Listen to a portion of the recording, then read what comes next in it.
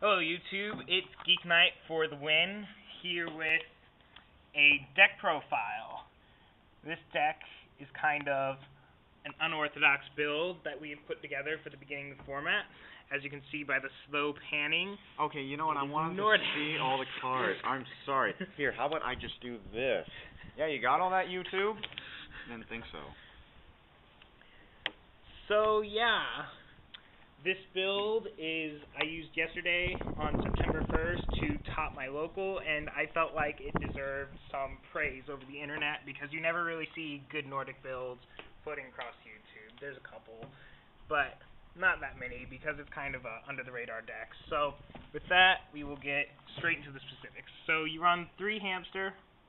Hamster is the best card in the deck, really. Like, Dino Rabbit has Rescue Rabbit.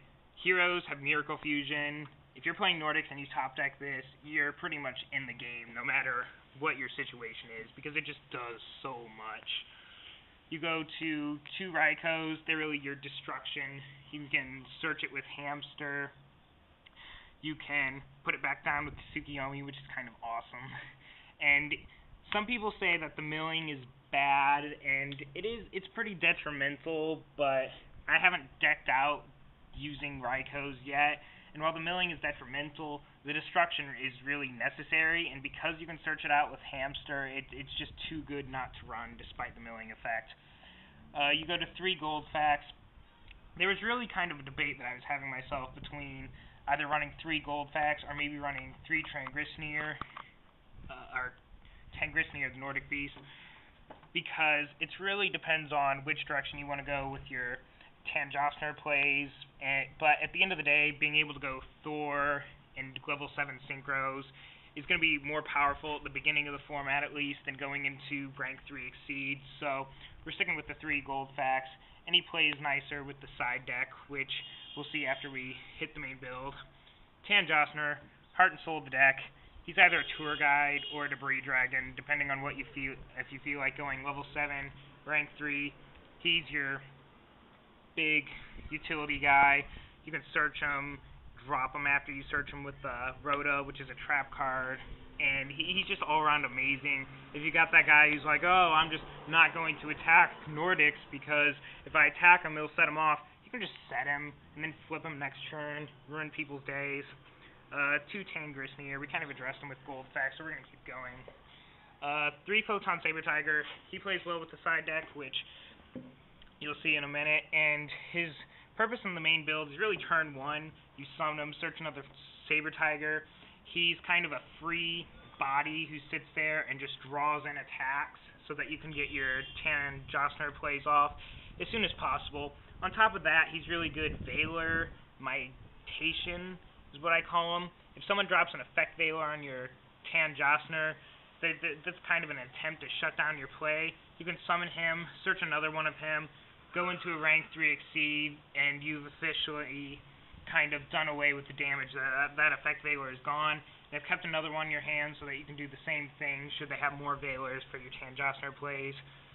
2 effect Veiler, no explanation there, it's effect Veiler. 1 Sangen. Searches out a lot. I don't run Tour Guide because it doesn't play well with the side deck, and it's just kind of a little bit more inconsistent now that it's gone to 2. You could run Tour Guide if you wanted to, but I don't as personal preference. But Sangen searches out whatever you want, whenever you want. You can duality into something and then set Sangen instead, and when they try to kind of mitigate the damage that card's going to do, they're just going to hit a Sangen. You're going to search, kind of laugh a little bit. You can drop the Tanjosner off of it, grab an effect Veiler, have a pretty good play for the next turn. Tsukiyomi coming back to 1 was really the best thing that could have happened to Nordics. Like, this card is just stupid in the deck. You can reuse your Hamsters, reuse your Raikos. It's an answer to Thunder King, which is kind of enemy number 1 in Nordics. You can search it with Sangen, so you kind of have 2 of them to play around with. It's always going to bounce back. I've used it to flip down Tanjosners that have been effect Veiler, and you just set some protection behind them, and you can make it till next turn to go off with your play again. The card's just ridiculous in this deck. Like, run it. Gores is scores. Hold this, I'll get it. You keep talking. We're in a park right now, so because our church hates us apparently. The card that's missing is Pot of Avarice. I wish this was at 2, because I remember playing Nordics on a day where Pot of Avarice was at 2. I thought it was at 3. Yeah, you only really ran 2 when it was at 3, because it wasn't too stupid. Okay. But yeah, it's kind of necessary. The deck, when you think about it, you only have 3 Tangosners, so you only really have 3 Tangosner plays. This gives you an additional 3 more if you need it. Reloads your extra deck with good stuff that you might have lost. Can throw in Rykos. The Rykos milling also fuels it, because this is a super rare, and it likes to stack nicely into my opening hand every single game. Dark Hole, Monster Reborn, staple. 2-Pod Duality, didn't actually run it at 3 in this deck, so it going to 2 didn't really hurt. Just adds consistency on those first turns. You can grab your Hamsters, grab your Gleipners, grab your Tangosners, there he is. Grab a Saber Tiger, just whatever you're going to need on your first turn, you can grab it. You don't special summon every turn, and a lot of the bigger special summons you make, like Hamster, you're actually making on your opponent's turn, so it's just a great fit in the deck. Heavy Storm is Heavy Storm. Book of Moon is Book of Moon. It's the best -1 in the game. Some people don't like playing it, but in a deck with this many flips that you can get off, it's really good. Like, even Saber Tiger, people Valor Saber Tiger, it'll make it to next turn. You can book it or Tsukiyomi it, back down, back up, get your Tiger Surge, just be right back on the ball. So, Book of Moon's necessary. 2 MSTs, 2 SMSTs, 2 Trap Stuns. This is just kind of anticipation that I had that, topping the tournament it worked out just that people are going to be playing bigger back rows, and if you can flip that Trap Stun and then go into your Tangosner, Gold Fast, Black Rose, Explosion, you can get like +4 or 5 and just proceed to have the game from there. Other than that, you can always just kind of conserve it. Once you get some of your bigger boss monsters out, you can use Trap Stun to protect them, so it's a solid pick for the deck. 3 Gleipnir, it's your Rhoda. It's not quite as good as it used to be, because now people are playing Night Beam on top of MST, so there's only like a 50% chance of you being able to chain it for that quick plus. But the great thing about it being a trap is you can use it at the last second possible and automatically just have what you need, and you can chain it for that quick +1. So it's just a phenomenal card that kind of helps make this deck really phenomenal. Some people don't like that the road is a trap card. I personally love it. And moving along, a Solemn Judgment, because it's Solemn Judgment. 1 Solemn Warning, you play Ancient Sacred Wyvern in the extra deck because Goldfax is a light tuner, and so you don't want to be spending too many of your life points, and at this point the deck's just tight on room, so you could play 2 if you wanted to. I only play 1. 2 Torrential, it's Torrential. If people are overextending, being stupid, you get +4 or 5, it's silly. And 2 Deep Prison, even though Mirror Force comes back to 2, I just feel like Deep Prison's going to be a more solid pick this format, because you're just removing things is so much better than destroying them right now. And, if you disagree, you can test it the other way, but what I constantly find is that Deep Prison trumps Mirror Force, so we're going to head right over to the extra deck, which totally awesome. is kind of interesting. We kind of have an extra deck pyramid, I guess, that my friend built while we were talking about the other profile. At the top of the pyramid, you have Thor. He's almighty. Once you've gotten a Black Rose play off and you already have those gold packs in your graveyard, Thor gets like 2-3 lives. If your opponent's playing Mirror Force, you can just laugh at them because he's just going to come back and burn them for 800. And once that gold fax is removed, then you have plays with Levier, which are really silly. And if you have 3 gold fax in grave, he's pretty much indestructible. Have Thor and a Trap Stun behind him, and with the late game, and you're really just gonna win. Ancient Sacred Wyvern, just there to steal games. You have more life points. You can get up to like 4,000 really easily. You have Scrap Dragon. He's Scrap Dragon. Scrap Archfiend, you're not always going to have the 2 level 3s to go into Thor, so you want to have that just standard beater. Ancient Fairy Dragon, good for Gravekeepers, good for windups. Catastor is Catastor. 2 Stardust Dragons, it's conceivable to go into 2. It's really, him and Scrap Dragon are really the only level 8s worth playing right now, in my opinion.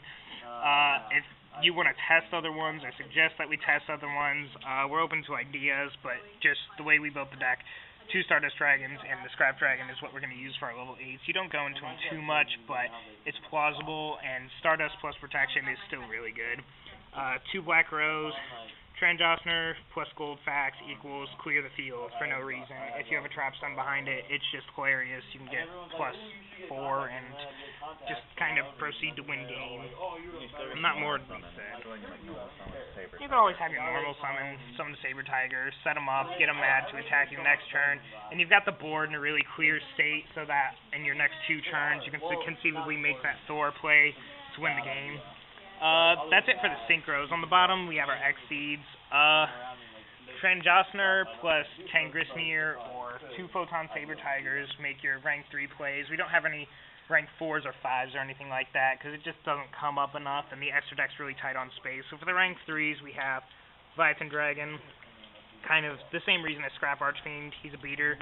I don't know, I'm going to name this Chronomaly Crystal Chrononaut. He's just kind of a more offensive version of Zenmaines. Really good. A wind-up Zenmaines. He's the defensive version of Chronomaly, I guess, if we're using that logic. Just because you can sit on him and kind of maintain your board presence for a while. Levier, people love the bottomless Gold Fax. You can go Transjostner, Tangrisnir, and the Levier. Bring the Gold Fax back. Make a synchro play. If they have stuff out of play, you can snatch it. The card's great. And Acid Golem of Destruction, when you just need to clear out and just end the game, he's going to be that guy you go to, and he plays well with the side decks. So, with that, we are going to go to the side deck. Give us 1 second. Alright, so we're back here with the side deck. These 6 cards are pretty much the majority of the side deck. People don't know how to play against Nordics, and then when you shadow side into a Beast Beatdown version, they're definitely not going to know what's going on, and you can just laugh and steal games. You're not going to do it against every deck. Obviously, there's decks that Skill Drain doesn't work against, but obviously you have the idea for like windups and GBs and just stuff that's really crushed by Skill Drain. You're going to go into these 6 cards here and just start taking games. You have MST and Dust Tornado. Goes and match sucks, so you got to have a way to beat it. Soul Drain for what Skill Drain doesn't hit. You have Soul Drain, and pretty much just the same mentality. If you can shut down their effects, you can turn it into a beatdown game with Horn and just kind of proceed to win from there.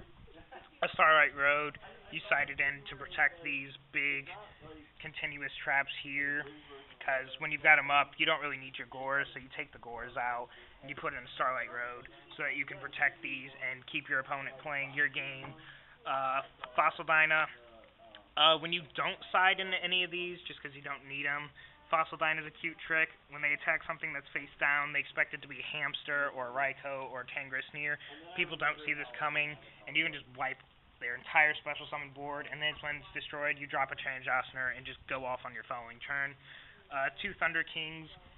You can take cards that don't work in particular matchup and swap them with Thunder King, who's pretty much reigning over the format, and just have that better option in your deck. And Deswombat, because the only thing I lost to was a burn deck, and you can search this thing straight from the freaking deck with Hamsters, so there's no excuse to be losing the burn decks. And these are my amazing tokens made by my friend Brett, who is not here, but I'm sure he'd be proud to see these tokens on YouTube. So, that's the deck. Thanks for watching. I hope this inspires you to play Nordics, because they're going to be tier 1 this format. Maybe? Please?